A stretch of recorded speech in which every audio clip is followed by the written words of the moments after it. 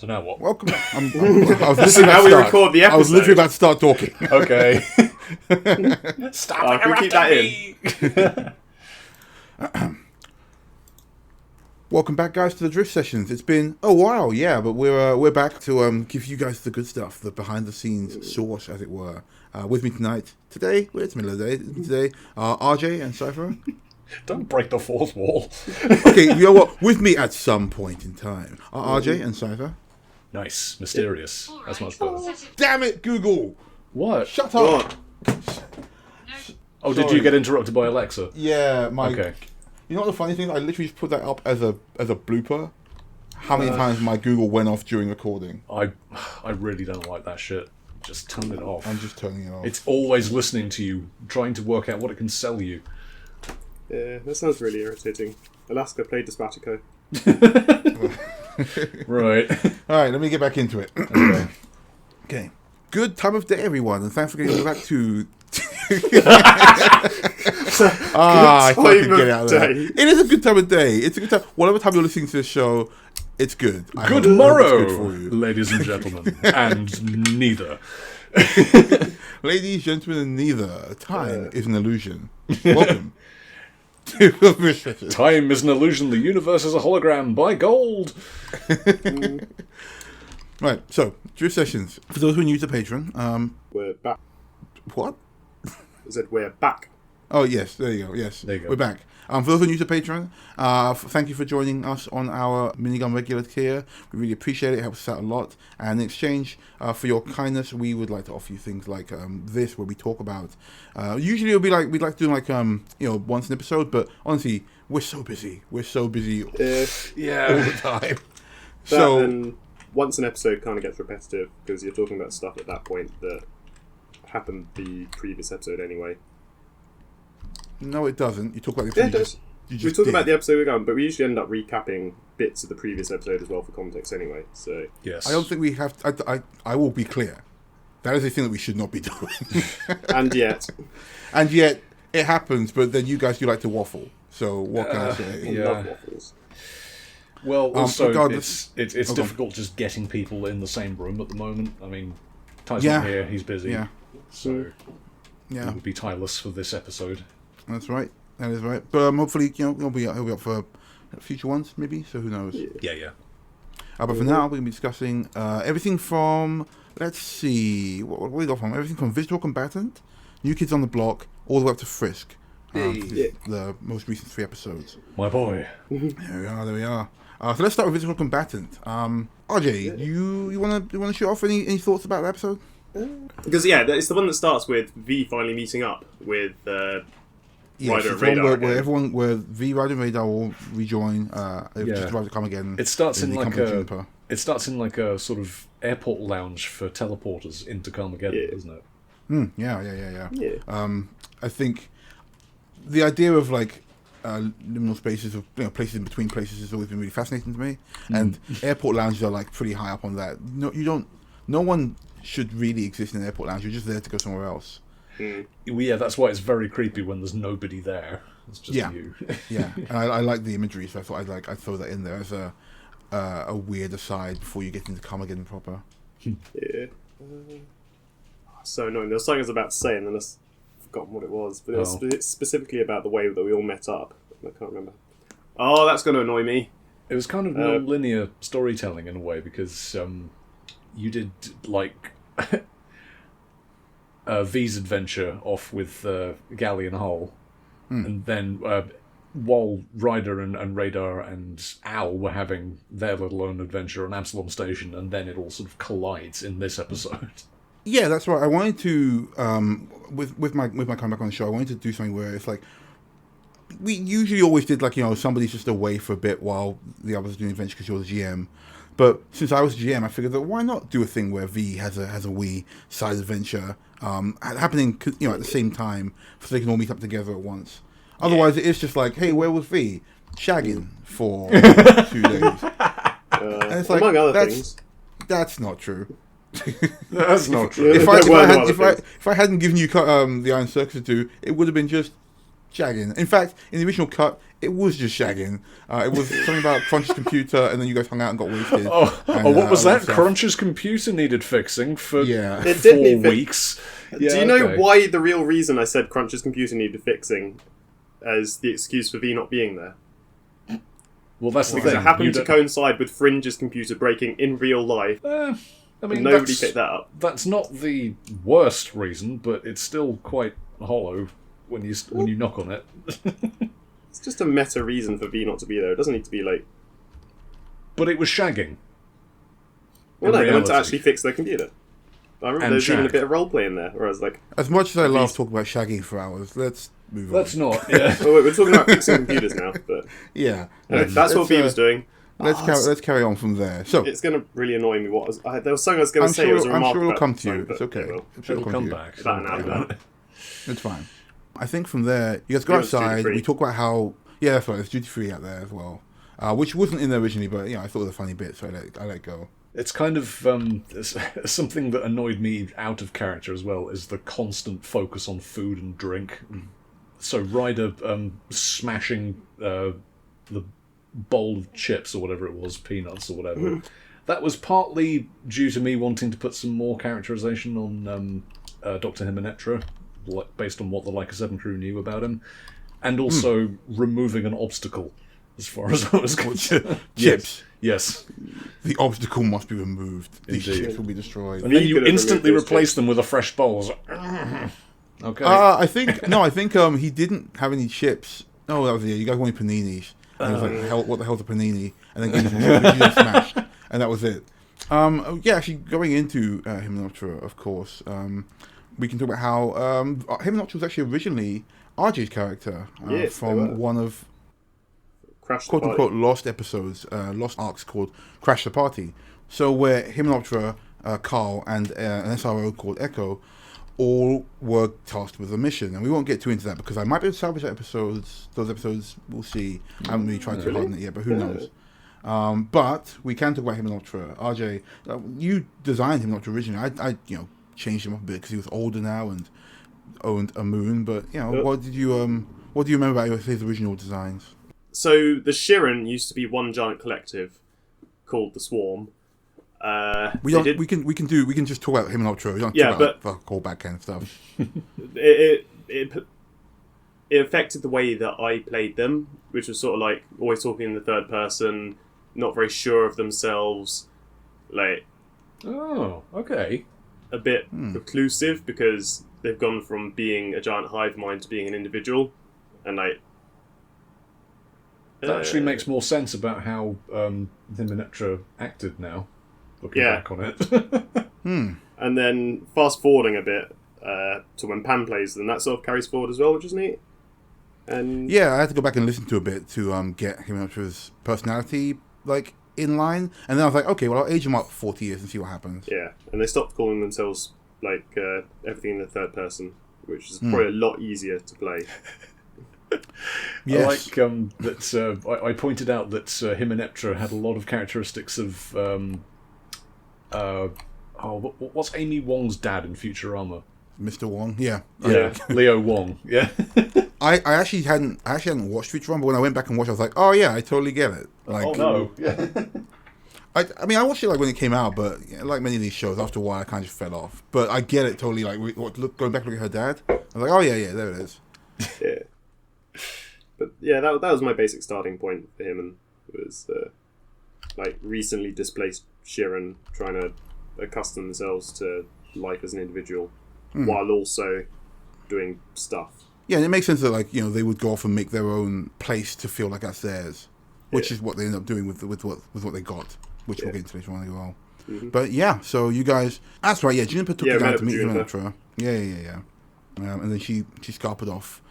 Juniper's a fun one actually because by giving her multiple bodies, I could easily do the whole 2 stories at once thing and still Juniper have both of them. Yeah.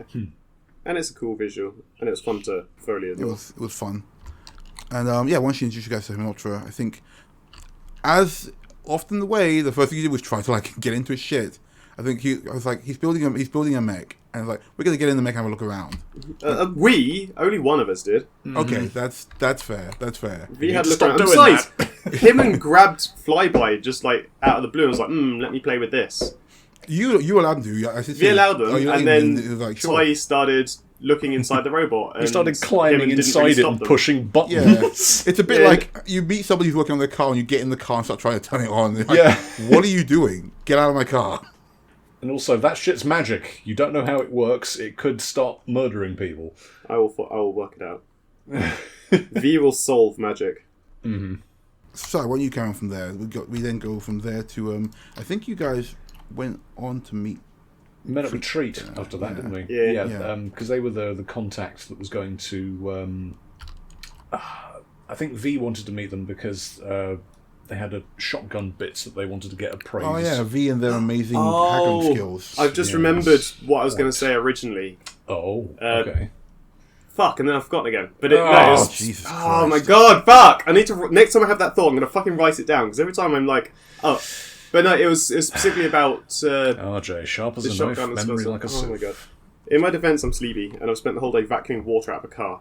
It's 4 p.m. How are you sleepy? I don't get a lot of sleep. Oh, fuck me. It's going to annoy me so much, so I keep remembering it and then forgetting when I remember that I've remembered it. Write it down. Exactly, that's what I said. Down. Next time it comes to me, I'm going to write it down. But it was about specifically the airport scene relating to something else. Well, that's been and gone. Yeah, I mean, unless it's like actually important. If you're not going to ask me what airport was it based on, it doesn't matter, dude. Don't worry about it. No, it's not that. It's important to me. Okay. Anyway, I'm sure by the third time I remember it, I'll actually just straight out remember it. Cool. Well, this is going to be longer than I expected. So let's move on to the battle train. Battle train, yes. Yes. Sorry, why don't you take that one away? There was a bit that was cut where, because we were trying to do like fish out of water stuff with the characters, and Ryder simply not understanding the rules and customs of this place.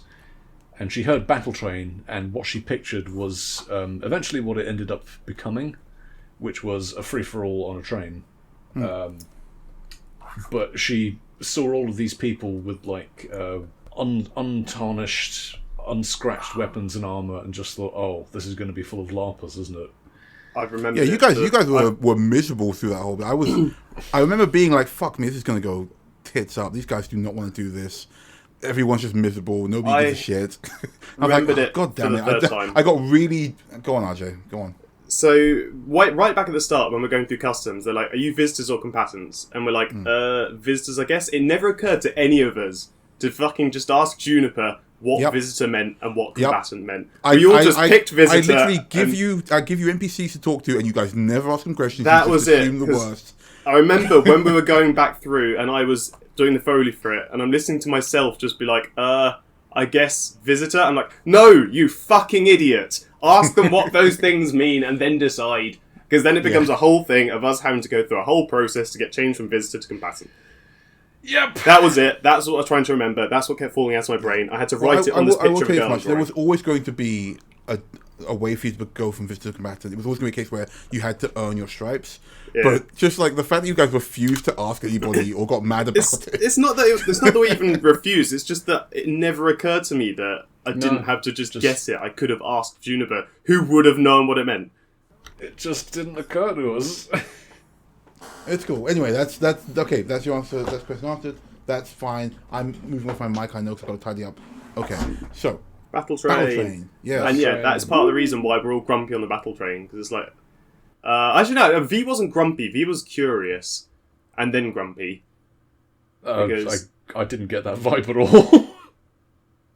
It's like it's more that V and Radar did not want to be on that train. They were desperate for vol-au-vents and tinkering. Ryder was the only one that was getting into the spirit of the train. Yeah, I had to cut a lot of that combat because I was like, well, it's a lot of things for Ryder to fight on her own, so I'm just going to be like, okay, cool, these guys are all weak as shit now. No.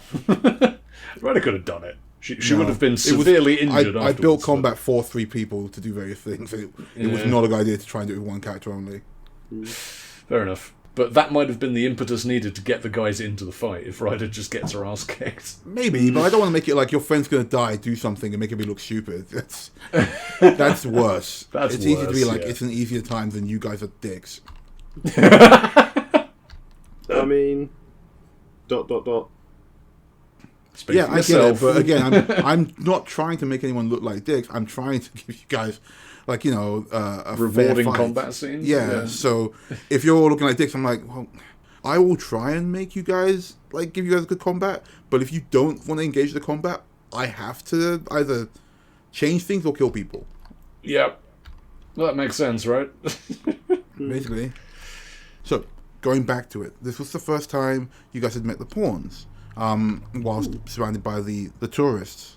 And I think, actually no, because you're right, RJ, you did spend a lot of time trying to figure out the wristlets instead of, like, fighting. And you just couldn't get those rolls. No, that happens to me a lot.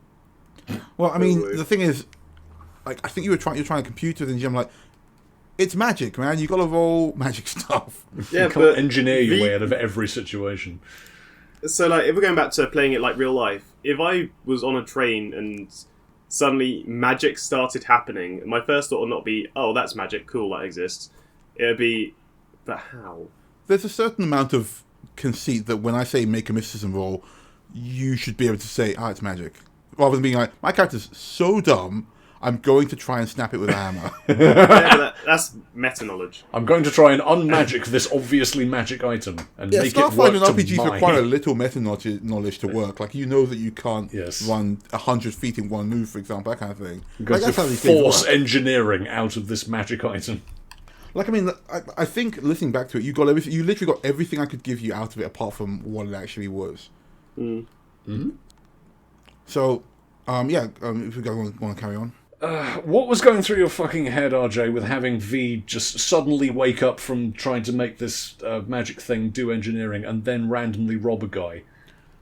Oh Huh? yeah, the robbery. That was. That It was wasn't a robbery. interesting. We didn't take anything. It was attempted robbery at best. Okay, attempted My robbery. point stands. I don't know. I think it's just V thought he was a bit of a loser and didn't deserve to have nice things. V likes nice things. Your character can sometimes be a dick.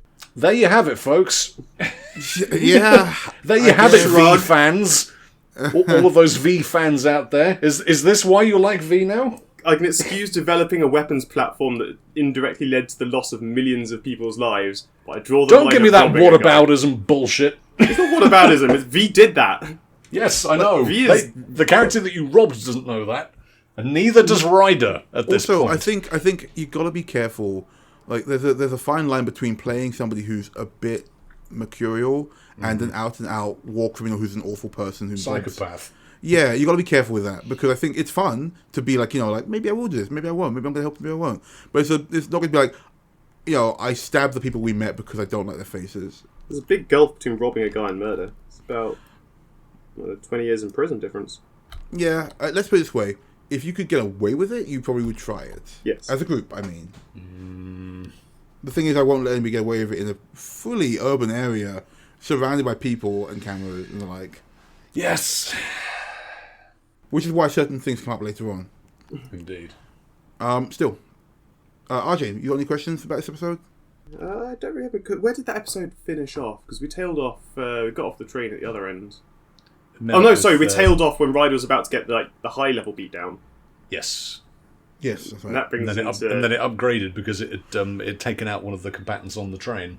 Yeah. And then V... that's when V starts getting in the fight because it upgraded, and that's a new thing that they hadn't seen before, and that made them curious. I see. And also because someone kicked their volley once across the room, and they didn't get replenished that time. I see. Nice to know where V's allegiances lie.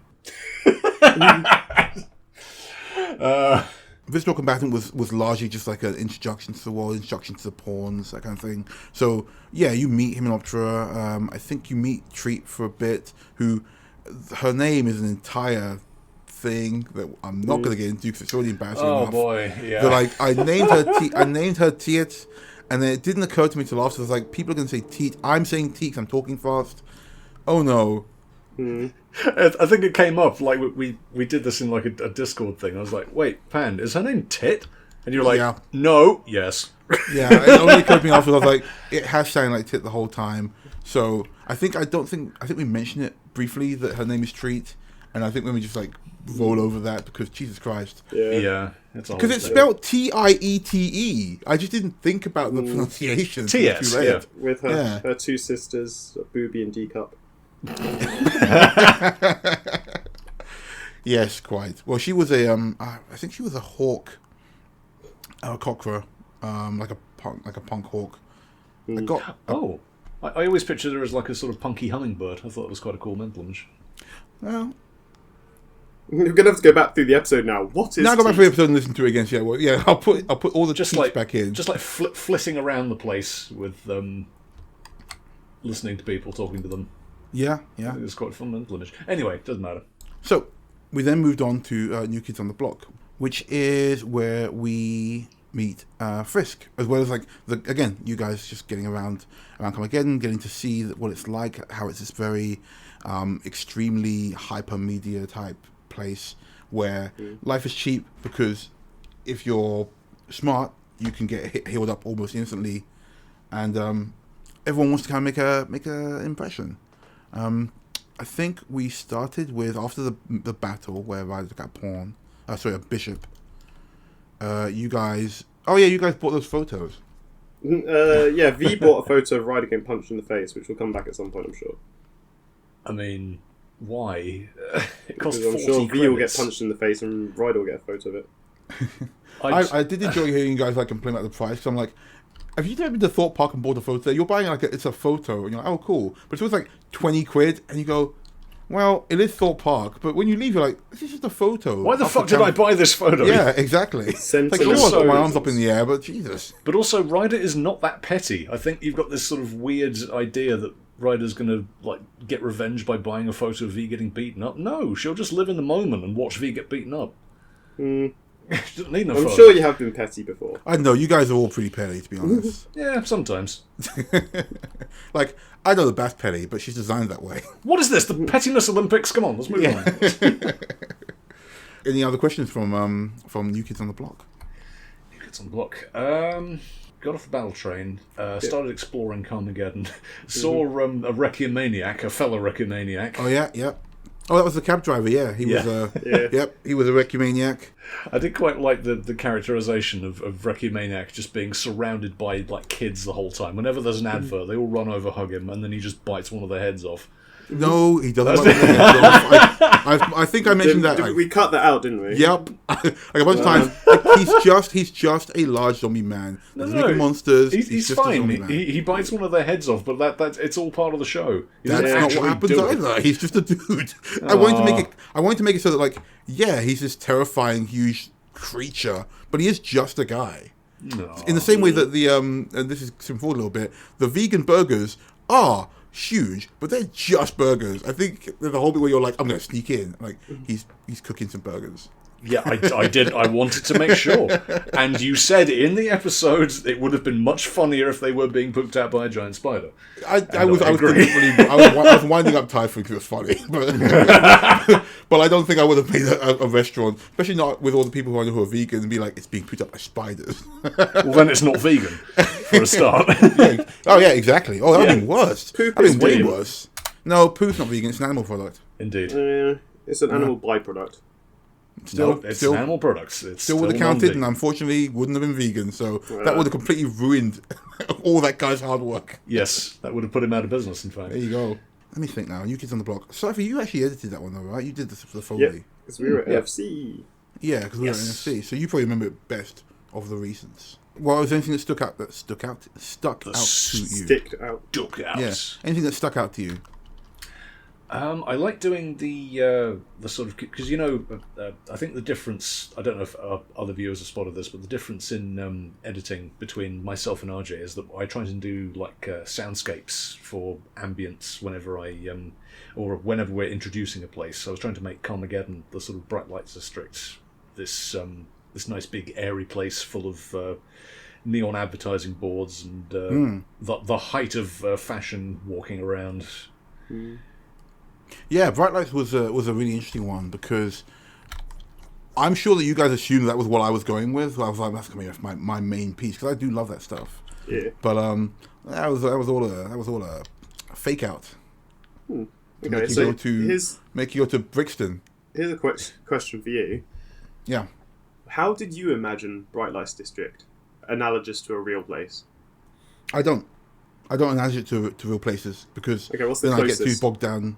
Again, I will say these things and one of you guys goes, oh, like Brixton. I go, yeah, like Brixton. Because it's easy for me to be like, I make this shit up in my head. And then if it's easy for you guys to go, it's like Brixton with like, neon shit. Yeah. That's cool by me. Yeah, I mean that's one thing that I think we need to get better at. We do a lot of like reference humor, and it's kind of detracting from what we're trying to achieve because sometimes things can just be like original products that we've come up with in our own heads.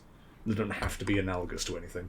Yeah, I mean, I know that I will say on my part, I know that I stumbled a bit on the description because I'm an R a lot and such when I'm not edited out and everything like that. So it's that's human. I'll be like, yeah, but at the same time, it's a natural thing for me to go, oh, like Camden, and you go, yeah, like Camden, that's just a natural reaction. So I don't mind it. It's up to me to give a better description, and I'm happy to like work on that in the future.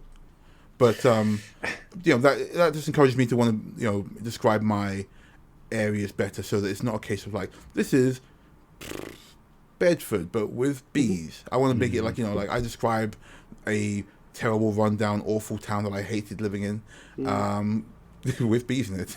So yeah, I learned that Bradford has no bees apparently. Well, that can be a little too much though, because I remember doing that a lot with Blood and Sand. I spent a long time describing places visually. See, I liked the work you did. The description of the actual air plant, was it? The atmospheric processing station. The atmospheric processing station. Yes, I really dug that. Okay. Now I know what I like though. I know that if I'd been there, I would have said, "Oh, like Midgar from Final Fantasy VII." Ta-da! So, yeah, exactly. So that's the problem. Yeah. I definitely use Midgar as a reference, but I added in some of my own takes on it. Yeah, I think I would have said it in my head and then like shut up. I was definitely thinking, oh, like Midgar, cool. I've not played Final Fantasy that one or any of them. You haven't played 7? Oh, okay. I haven't played any. Fine. So I was imagining Fantasy Power Station. Yeah. Battersea Power Station. That's what I had in my head. Not quite as huge a foreboding, but sure. Yeah. And it's not sucking the life force out of the earth either. But yeah, no, I get it. I think that the visual is there, so it worked out nicely, and that's why I think at one point I was like, it's like Gotham City but daytime. I was like, that's about as close as I was going to get, I think. See, that's quite a cool mental image because we never see Gotham in the day. Yeah, exactly. I think I said it was Gotham City in the daytime and clean. Yeah, there you go. Because if you go by like the movie Batman, the first movie Batman, it's a very like gothic scenery and stuff. It's very cool. The way that Tim Burton did it all up. Lots of Art Deco. Yeah, love that shit. So that's all in there. Anyway, we can watch Batman. We'll do a banter break about Batman some other time. But let's get back to Batman our retrospective. episode. I would happily watch Batman. We did Viral, didn't we? We watched the one with Mr. Freeze in it, and I don't think I was there for that, but that sounds like a time. No, this was a while ago, but all right, so let's get back to it. New Kids on the Block, you guys. Wednesday Treat. Oh, Wednesday Treats, Weapons and More. That was it. Yes, with her big tacky neon sign of her doing a thumbs up. Yeah, absolutely. A big tacky neon sign of her doing a thumbs up. Just her friends constantly fighting in the corner. yeah. Oh yeah, that was it. They were doing like a wrestling fight in the corner constantly. I like doing the Foley for just that. her friends just like all really rowdy. Yeah, it was good Foley. Oh yeah, just knocking shit over in the background. Yeah. There was a bit of a thing about Ryder like getting a new sword on top of V getting their new weapon. Box. Yeah, shotgun box. Yeah. Oh, I should mention real quick about the shotgun box as well. I wanted to shout out to Brasher of the Bizarre Encounter, who's from a podcast called Hex Grid Heroes. I think we put it in the feed so you can hear the episode where V meets Brasher. But I went back to him and this is like, this has been months at this point. So I'm like, hey man, how's it going? Would you mind recording a couple of lines as Brasher? And the Hex Grid Heroes is now ended, so they're not doing podcasts anymore. And he was like, sure, I can remember the voice. And he banged it out of the park. Yeah. Really good job. Hey. Complete with the rolling of the R's, which I love. Yeah, he did a really good job. Brasher. Good old Brasher. So, Pat/Brasher, thanks for that. Really appreciate it. Hope you enjoyed your bit in there. Who knows? Maybe we'll see him again. longest running setup payoff ever. I just love that we got the setup with Brasher's like, I'm going to send you a box of things. And then fast forward like several campaigns, it's like, and here's the box of things. Remember that? Yeah. Because on that point as well, there was, during Vesk Don't Wear Ties, the whole plot of the weather manipulation device was actually a device that... who was it that delivered it? Also came from Hexgrid Heroes. Yeah, Hexgrid Heroes. Brasher being the one that delivered it, yeah. Delivered the weather manipulation device in their roleplay to the Vesk. And then the idea was that we turn up and help them get it back because it's been nicked. But because there's such a massive gulf between them dropping it off in their campaign and us playing our campaign... There was such a long gulf that their campaign literally ended. Yes. Yeah, their podcast literally ended. So. You also put an Undertale meme in there that was dead in a week. Yes. Yeah, that was on me. I have been making a point of like cutting a few things that are like, this is a 2-year-old reference. It's going to sound stupid. Yeah, and yeah, that's the downside of playing with a massive backlog, which is why we're eliminating it. Yes, exactly. So we can make topical, current situation references instead. So we can make memes based in the present. Yeah. Okay, so New Kids on the Block. I think we saw Treat. We saw her cool sword orb, which was fun. Sword orb, yes. Yep, the sword orb. Sword orb. And then it ended with us going to the Bright Lights District and meeting up with Frisk. Yeah. And his fancy car. Yeah. Nope, that's the next episode. Oh, sorry, no, he summons Rex at the end of that episode because I had to steal the Foley throat from Sai. Yes. So, that's right, yeah. So he does some Rex, but Rex doesn't interact before. Yeah, that's right. it. It's just what kind of car is it, RJ? It's a Porsche 356 GTB, and I know it is because you used the sound effect titled 1957 Porsche. And that means it could only be a 356 RJ, GTB. post a picture of the Porsche in the chat. Let's have a quick look at it. I'm not going to look for something to look at. Like, if I'm just going to type in nice Porsche and see what happens. You'll get the wrong one, guaranteed. You'll get a modern one. Exactly. There are a lot of nice Porsches. But I wanted something that sounded like growly and throaty. Yes. That was And I was like, it's electric. Oh, yeah. I went back and I cut the you saying, Rex is electric bit out. Because I was like, no, I'm not losing this gorgeous Foley that Sai has worked so hard to put in my head. That's fine. I don't mind. Rex being electric or not is not important. I just want him to be sleek. And I like the Foley. He was a convertible, wasn't he? Let me find a convertible one. Yes. Yes. He had a cool thing where the roof kind of like digitized away. Yeah. Oh, yeah. Copy image. I feel like I could have found the car by now at this point. Yeah, sorry, it takes a long time to copy and paste one exactly with the right car. Yeah. Yeah. Okay. It's not exactly what you think it's going to be, is it? No, definitely more of a classic. Yes, but the engine sounds nice. That's the important part. Yes. Yep. Rex himself, as I mentioned, because the problem is I'm not a car person, so Neither I was am like, I. it's a nice car. It looks like, because I like looking at concept cars. They're cool. Yeah, because you stole they're not real cars. Or not stole. You were inspired by the glowing tire concept car from the 1950s, wasn't it? Yeah. I started looking at concept cars because I was like, wow, if cars were like this, I'd be much more interested in cars. Yeah, same. But they don't. They all look like electric razors. Yeah. I mean, like, there's... And again, this is going to be awful audio. But I mean, there's stuff like this, and it's like, oh, shit, that's sick as fuck. Why do we have a car like that? Yeah. That's a Mercedes. That's the EQE concept. Sure, there you go. I mean, it's a real car. It's a Mercedes, and I don't get to see it driven around because it's only a concept, I suppose. Yeah, and because it would be hideously impractical. That thing has no suspension.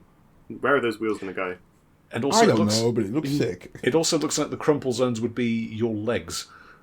I don't know. The cabos have existed for ages, and they managed to get away with it. So yeah, I'd be more concerned about the hideous ride quality, and like every speed bump in the planet would just tear up that body where it's going around the wheels. Oh yeah, trying to drive that through London. Yeah, yeah, that's true. That would suck. But regardless, that's why they're fantasy cool cars and not real things. Mm-hmm. Indeed. That's why I went for the idea of Rex. So that's fine.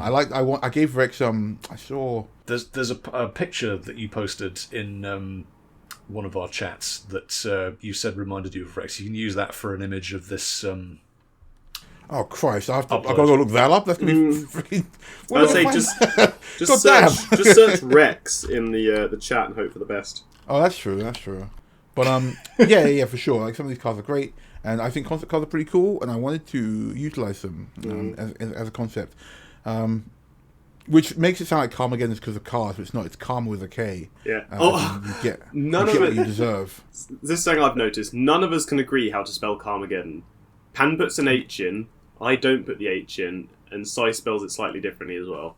I put the H in, but I don't do 2 R's or something. Yeah, because I spell it Karma as in karma, and then Geddeon, whereas Pan puts Khar, so more emphasis. Now on the I will hold my hands Karmageddon. up and say that's just me spelling karma wrong.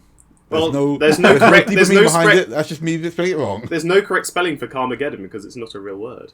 No, karma as in you get what you deserve. Yeah, that's why it's but you're melding it with Armageddon, which needs the more of Armageddon. RJ, I appreciate you trying to save me from this, but I'm going to hold my hands up and say I spelled it wrong. It looks good either way. I'm a big enough person to admit it. It's fine. I did a boo-boo. It looks good either way. Yeah, I like it. I mean, I like that, like, because obviously him makes Karmageddon, and he's like, I deserve this because my life was shit, and this is mine now. And then it becomes this raucous, like, fight party moon, and it takes on the name of Karmageddon instead. And she's like, yeah, fine, you get what you deserve, but also have a blast. But no, it was good fun. Rex was a fun addition. I think I mentioned it to Cypher earlier that Rex literally only came into being because I didn't want you and Typhon to try blowing shit up for fun. Yeah, well, you heard about the car bomb, so... Yeah. Literally, the first thing that happened when I was like, here's car turns, I'd be like, I make a great car bomb, or type of it. The car bomb! I have to make this thing sentient so they don't do anything stupid. Yeah. I have to make you like it. Yeah, I have to make you like it so you didn't try and fuck with it. Since when has being sentient ever stopped us? Well, that's why I was like, I'll make Rex into a creature they'll enjoy, so they won't just destroy it. Because the problem is that, like, if you're stuck on a place and you commit a lot of crimes and you can't leave, you'd all been fucked. I mean, that didn't stop them on Akaton. No, because they can't leave Combatant. You could technically fly off Akaton, but they couldn't leave Combatant without working through the system. I mean, they ended up in a police cell at the end of it. Yeah. But, like, again, theoretically, they could have done a run and blown the police up, and then, again, GTA, and then just, like, fucked off. Yeah. But I was like, if you guys fuck around too much in a demi-plane where you can't leave, I don't have to deal with the whole, like, how do they escape and blah, blah, 'cause that's a whole other thing. Indeed. And also, you probably can't come back, and Bath would like to come back, as we Bath was like, she'd have to just fully excommunicate you guys and be like, well, Rip. you're not allowed back in my you're not back on the band family's board. place. Yeah, my uncle says you can't come back, so that's all the adventures I could have had in this place, vetoed, sorry. Yep, so yeah. Speaking of not coming back, actually, I will say that V's definitely not welcome on the after party again. Uh-huh. But on the after party, Yeah. what did we do to the after party again? You don't even remember. Yeah, again, this is the whole thing about, like, keeping things in mind. You destroyed the Iron Circus, you smashed up Gaxley's entire collection of cars for your own gain, and then you and his 2 new hires all did a runner, leaving him looking like a fool. You is doing a lot of heavy lifting. V participated in that. They were not the sole responsible one for any. Sure, no, I'll give you that much. Yeah, Hull and Galley are also not allowed on there, but they now live somewhere else and don't give a fuck. Your boyfriend lives on that station. Oh no! It would be a shame if that were to have some kind of consequence. Well, Wouldn't I'll work that in later on, but it's not. Look, he's not going to break up with V or anything for that. But it will be a case of, like, you got to go somewhere else if you want to hang out. Mm-hmm. It's no longer your place or mine. It's just your place. Or disguise skill. Or you just buy a house somewhere else and live with them, RJ. Houses are expensive, and as we've discussed before, we are flat broke. What's your disguise skill? No, it's not 0. So is it 2? I think it's 2. It's not 0. I think it's 2. We have gotten very off topic here. God, that's my fault. That's on me. So all right. let's move on to Frisk, Sorry, just some delayed chastising, which I feel needs to happen. No, it's fine. It's fine. I get it. But like, also, nobody wants to be sitting here for 3 hours, and then I won't be editing this for 3 hours. Yeah, fair enough. So we can stop recording and chat later on. But let's move on to Frisk. Now, obviously, we know what Cypher's opinion of Frisk was, along with Ryder on his interest. RJ, what did you and what did V think of Frisk? They like them. This seemed fairly chill, a bit nerdy. We had the most fun just teasing Ryder around them. I didn't notice. As Ryder got more visibly flustered. Yeah, I think this is the thing. Ryder, this hasn't happened to her before. It didn't happen to her with Cinder on Invest Don't Wear Ties. I think maybe Radar did it a bit, but he was very much mission focused for that. I mean, that's not a shock. No, it's not a shock. Like, if you want one character who's going to be like talking to you about your love life, and the other one's going to be shooting things, you've got Radar for the shooting things side of things. Yes, and V for the hyperfixated on mechanical items or vans. Yeah. Let's go back to Frisk. So we started off with Frisk meeting up with you guys. I think I quite enjoy it that Frisk comes out like this very sleek, cool guy, but very quickly it's admitted that, like, he's still a sleek guy, but he's just kind of a nerd. Yeah. He's got the sort of edgy veneer, but he's actually a complete weeb underneath. A bit like Ryder. Yeah, exactly. I based it a bit on some interviews I'd seen of Michael B. Jordan, where I was like, that guy probably could kick the shit out of me, but he definitely got teased in school. Yeah. He's probably got a Hatsune Miku figure on his desk right now. The thing is, he's a massive, like, Michael B. Jordan is literally a massive weeb. He explained when he was directing Creed 3 as, okay, you guys know Naruto, right? You know, Naruto and Sasuke are friends. Like, that's literally how it went down. And I think it's John Majors, before his whole fall from grace, you can see him in the interview being like, I don't know what the fuck he's talking about, but I respect him, so I'm going to go with it. Just nodding quietly. Like, yeah, he made John Majors sit through Naruto so he could explain the relationship between his character and Major's character in Creed 3. It's actually a really good movie. And if you are like a weeb, it helps as well, because you're like, this is just like Naruto and Sasuke.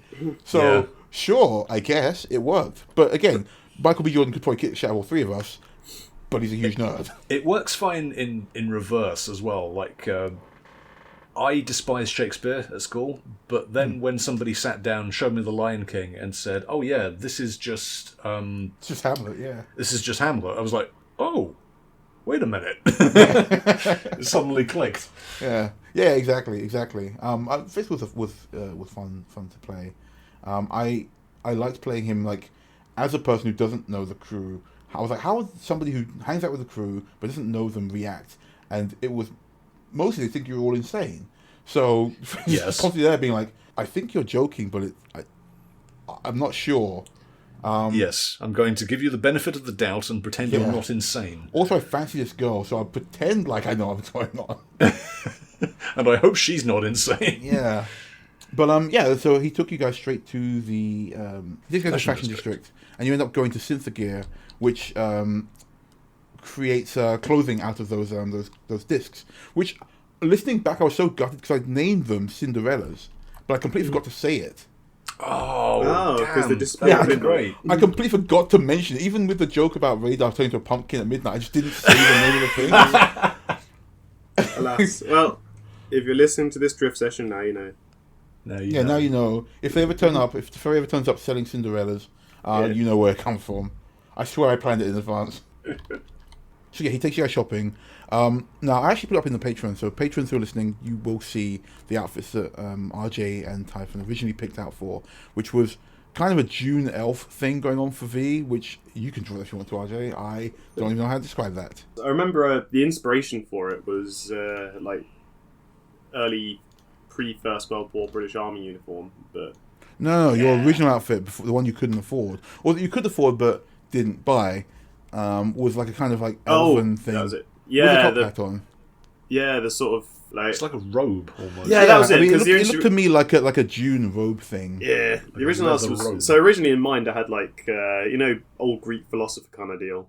And then that Yeah, like a evolved Plato into, toga type thing. yeah, and that evolved into like high elf serving cunt, and then that evolved into the one they actually ended up buying, which was British World War One, like It's not even World War One. Pre-World War One, sort of Boer Napoleonic era. Yeah, Boer War. Yeah.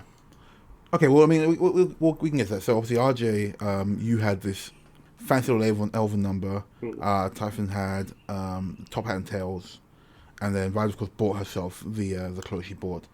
And it's funny because, like, I think I mentioned before, but at that point, they say it's 3,200 credits, and you're like, fuck that, no way. But no one ever says, like, can we put some stuff back, or what? It's just like, we should burn the place down.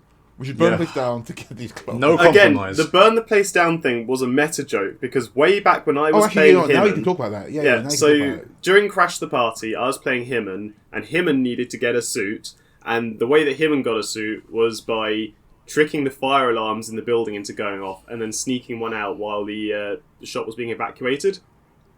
Yes. And then I carried that forward into V making a joke about burning the store down that everyone took really seriously because nobody remembered him doing that. And then it was like, you can't just burn a store down. Like, I think the main thing is so that morally it doesn't nebulous. work on the show because no one knows that happened. Yeah, but it wasn't for the show. That was literally me joking to you guys. Yes, it didn't get picked up, and then it got took way seriously, and then it just became a thing, so I just dropped it. And also, I'm pretty sure Carl took it seriously at the time and said, no, don't do that. And then you did it anyway. Yeah, but he was a pushover. No, I think what you're saying is that you have very little character width when it comes to making characters that can't afford things. I guess everybody, if they were able, would be like, I want to steal this thing, and also fuck capitalism. So I do understand that part of it. Sure, but even then you've got to make concessions because tough shit capitalism's here to stay.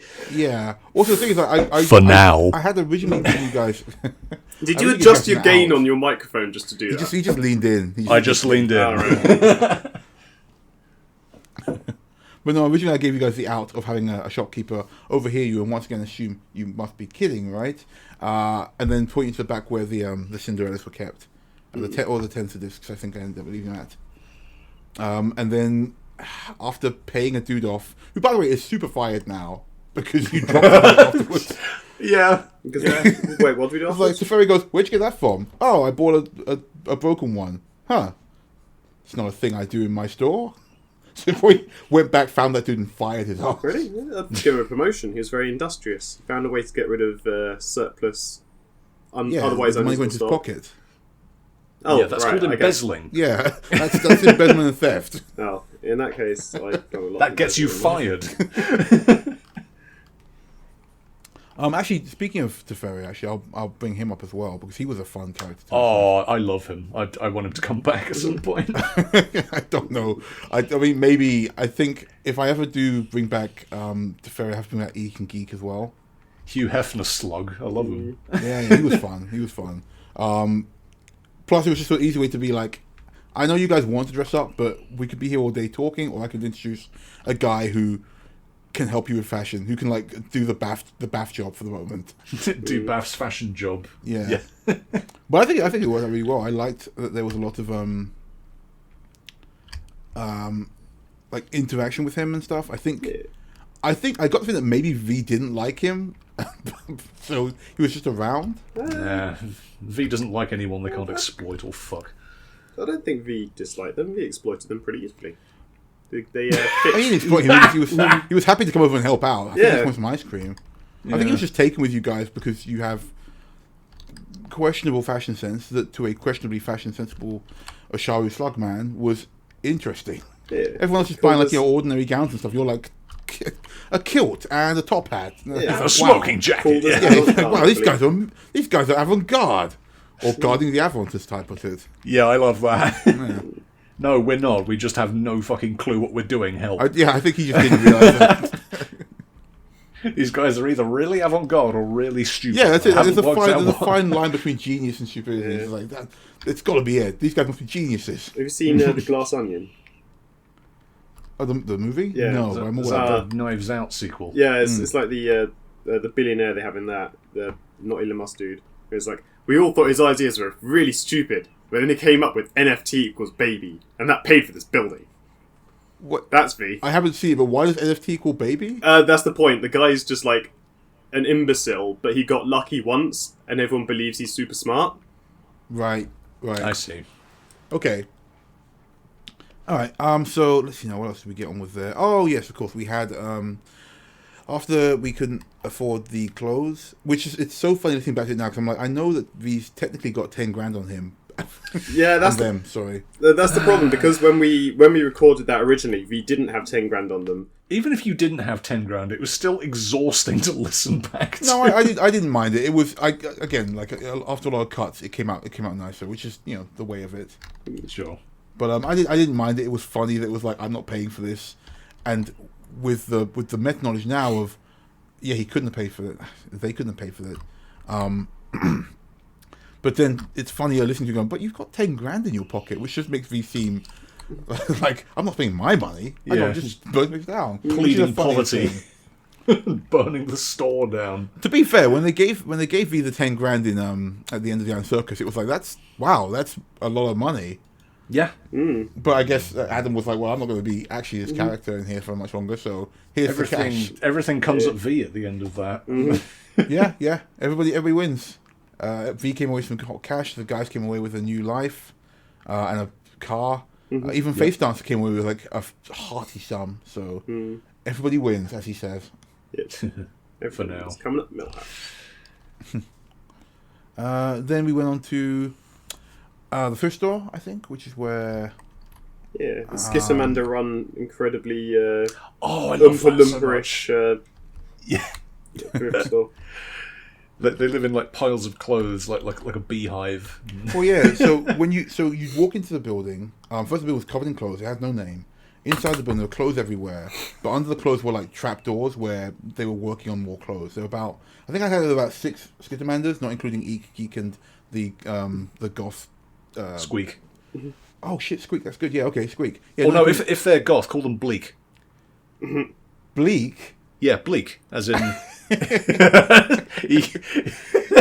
and Bleak. Geek and Bleak, sure, okay, well, why not? So yeah, Bleak. Fuck it, it's canon now. Okay. Yeah, no, but like a team of Eek and Geek, they had like all their workers under the floorboards, under a trapdoor working, and of course the Squeak, who was on the counter, just like taking the cash. Yes.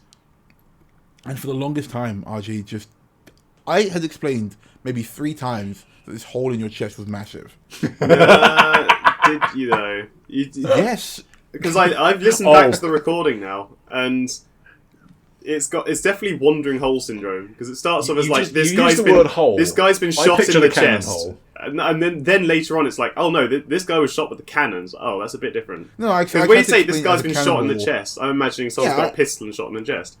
No, dude, I said like this. I said a serious boob window, shot through the chest. I think there's a bit where.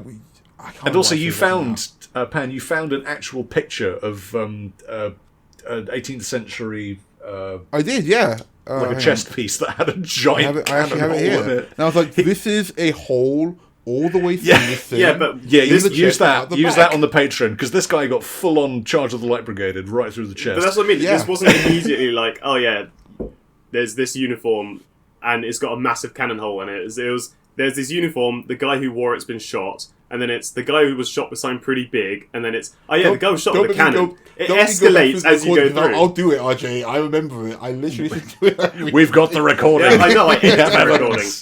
I'll do it. I'll bring up the bit where I say it's a huge hole. Yeah, and look at when you said that, because they're already in the cafe after we had bought it by that point. Yes, I have all of that, but it also has a massive blaster hole through it on both sides. I can work with it. I can work with it. Yeah, V still would have bought it either way, but... Oh, you did? I thought it was funnier. I thought, because I liked what you did with it, which was turn it into like the tick over-the-shoulder sash type thing. I thought it was cool.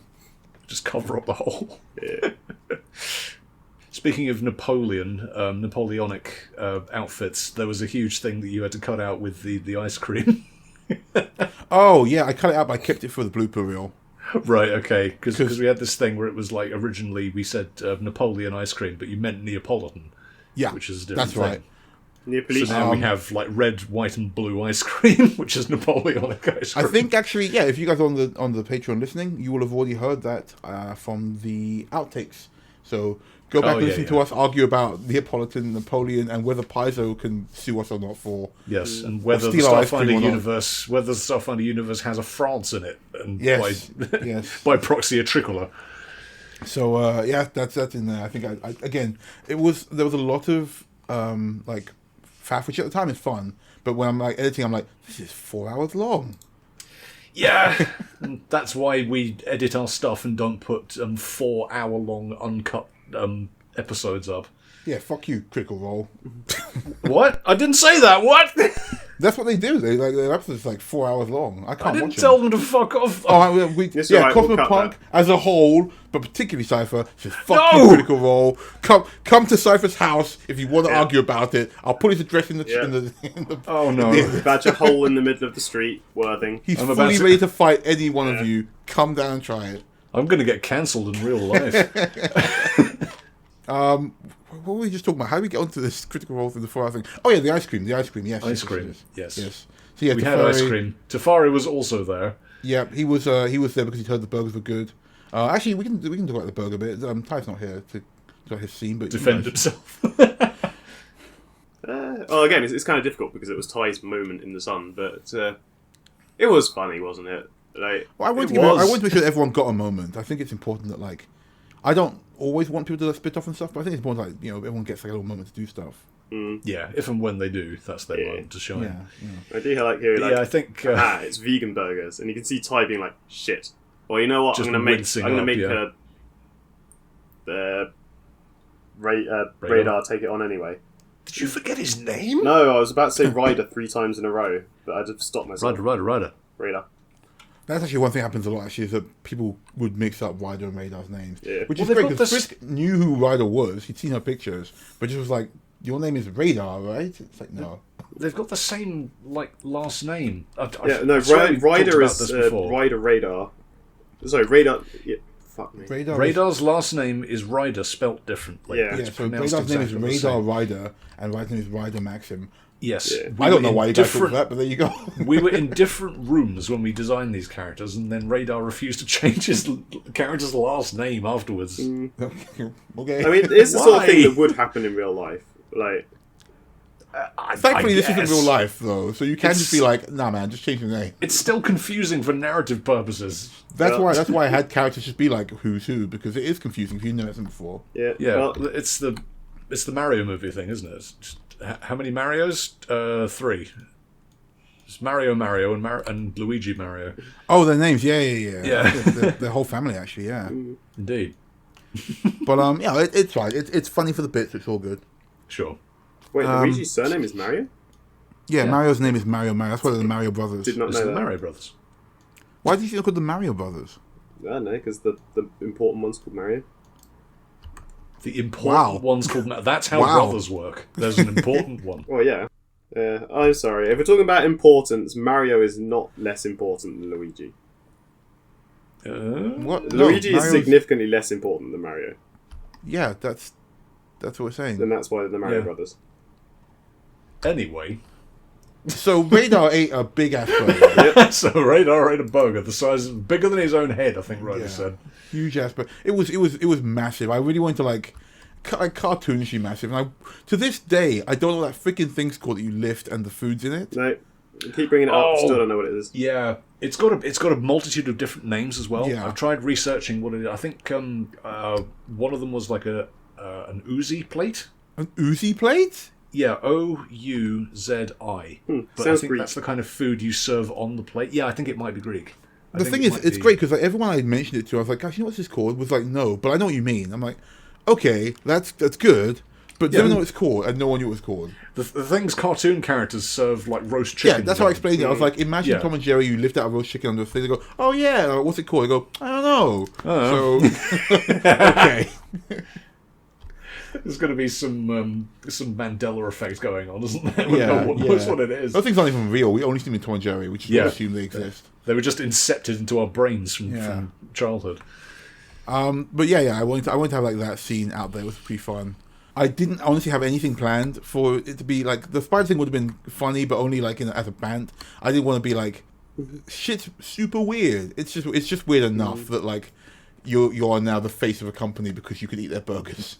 Yes. Also, that's some interaction we can have going on. If anyone out there who is listening to this knows what one of those Looney Tunes platters is that they serve roast chickens and grenades onto each other, let us know on the Discord. Yeah, absolutely. Let us know on Discord what the hell that thing's called. We don't know. Yes, and we will say it in an episode as soon as I'll we shout find you out. out I'll what personally it is. shout you out. If you can show me exactly what this thing's called, I will personally shout you out on an episode. 100%. Help us, There chat. you You go. are our only hope.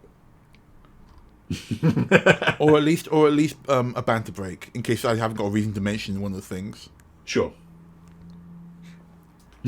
Yeah, cool. So that all happened. They have ice cream, and then I think they start making their way to the. That's right, because I had to cut it. So yeah, that's pretty much where we are really at the moment. Let's do some fave bits. Let's do some fave bits from those episodes. RJ, any favorite parts you liked? Is this across all 3 episodes, or? Yeah. That's it. Or least fave bits. Like I'll take criticism. Okay. I'm fine with it.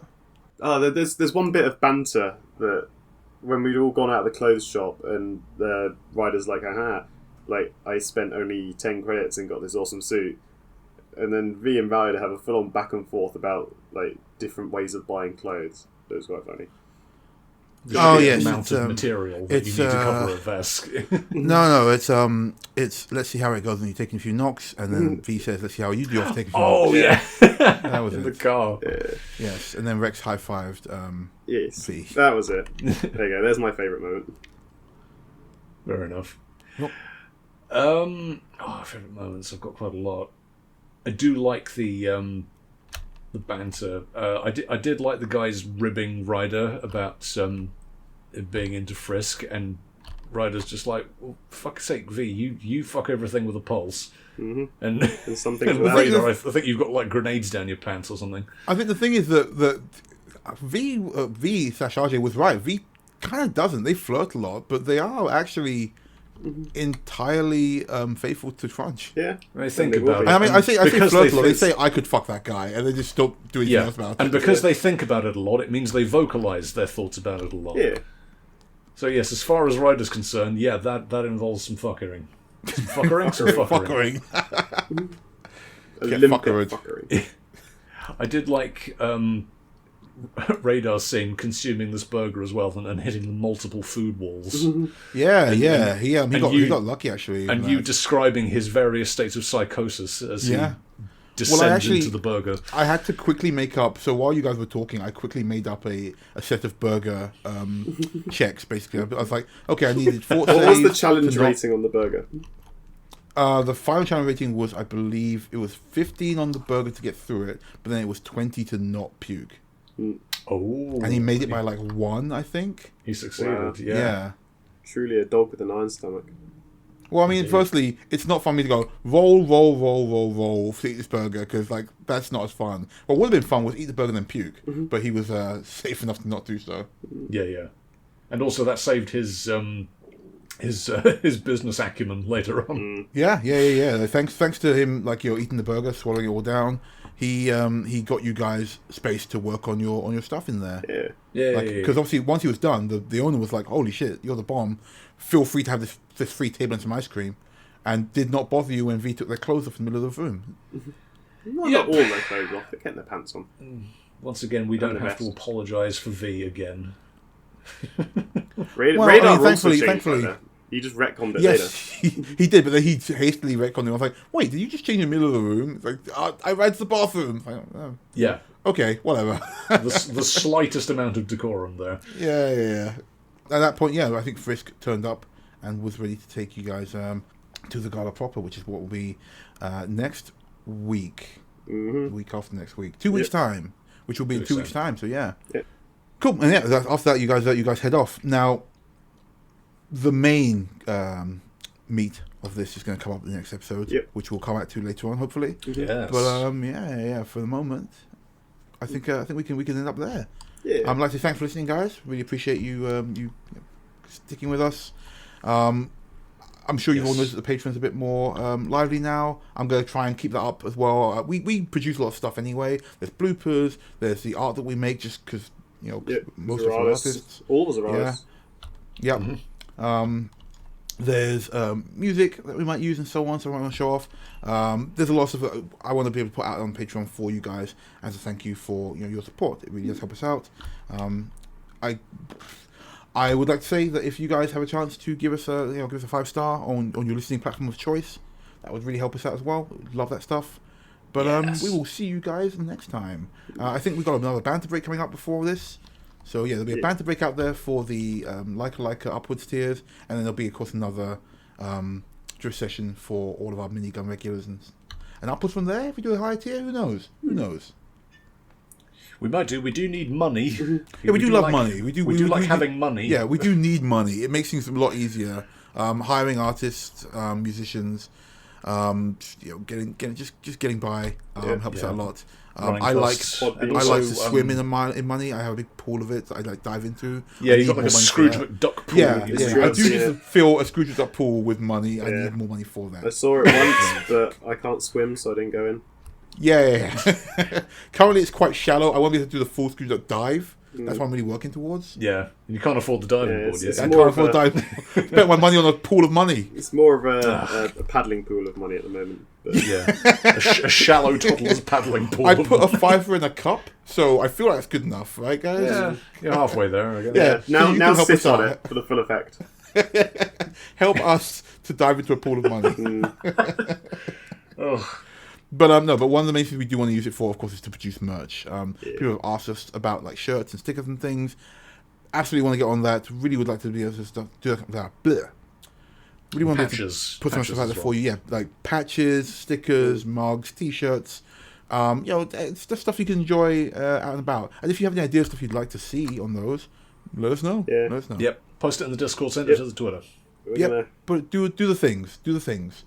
Speaking of which, of course, you can find us on Discord now. We do have a Discord. I don't know if I always mention it, but check it out. I'll put the link in the description.